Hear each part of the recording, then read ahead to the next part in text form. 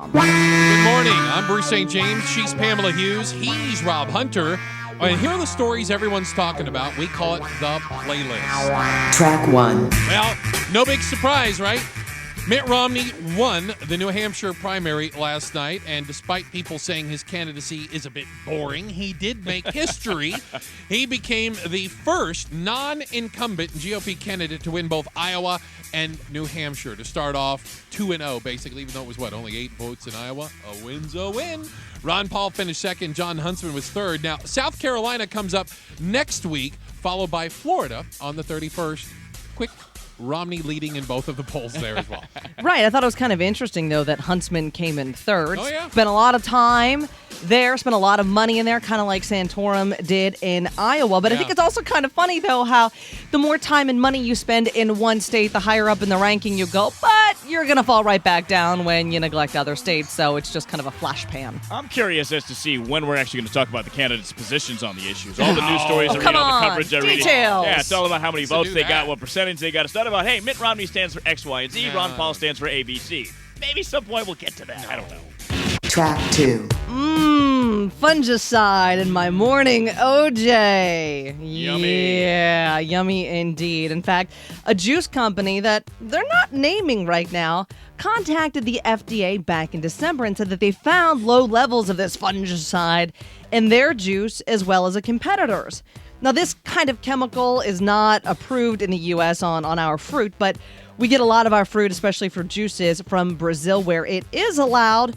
And so the FDA says it's going to step up testing. Is this another one of those Dr. Oz tricks that he's trying to pull? I don't know. I just had some orange juice this morning. I guess I'm not really that worried about it. I did read this headline after I drank it. I'm ready to trace this back to the Florida orange growers who have a thorn in their sign over Brazilian oranges coming into this country. Have a sneaking suspicion that's where this is coming from.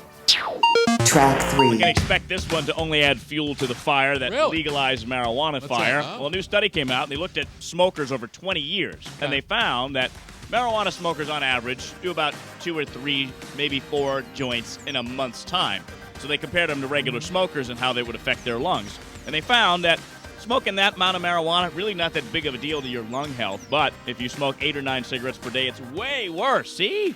Weed's safer than cigarettes. Yeah, but it's not an apples and oranges comparison, right? But is the argument that cigarettes are more addictive than marijuana, therefore you smoke more of them? If you're a cigarette smoker, you're going to have more of a craving for it than marijuana cigarettes? Yeah, I don't know. The whole caveat with this study is you're looking at smoking something, anything, 8 to 9 times per day, and comparing that to smoking something or anything 2 to 3 times per month. Again, like I think you said, Bruce, apples to oranges. Track 4. What's something 38 million Americans do that I don't? What's that? Besides read, it is binge drink. That's right, binge drinking. This is according to the Center for Disease Control. Do you realize how many? The CDC found the average adult consumes 8 drinks per occasion, and they do so 4 times a month. These binge drinkers. Okay, so if you binge drink. If you binge drink, what the hell's going on with you people? You bunch of lushes. Yeah, I wonder what the age group is there from like 18 to 29. I could totally see that happening, but even 29 is a little late on that. Yeah. There was a period of time in my life where I would have fallen into Allegedly, this category. rumor Maybe, has it. sort of, Yeah. but there becomes a point in time where your body just doesn't recover and you just don't have the time or the effort to drink that much. Is that true, Rob? This is just making me feel old. Yeah, Because, exactly. I might be able to do this once in a while. Yeah. 4 times a month? I can't do it every weekend. No Jeez. way, man. I'll be in a slump for the next whole month. Track 5. Oh, Bruce, I know what you're going to be doing for vacation What's this year. that? Where am I going? Well, you're going to be on the Kate Goslin Cruise. Hold your breath. Well, it actually exists, believe No, it or it not. does not. You too can set sail on the open seas on the Royal Caribbean with the mother of 8. It's only going to set you back about anywhere from $1,900 to $3,100. Now, this Kate Goslin Cruise includes a cocktail party with Kate, a Q&A with Kate, a photo op with Kate, and learn a new craft from the professional herself, whatever that means. Baby making.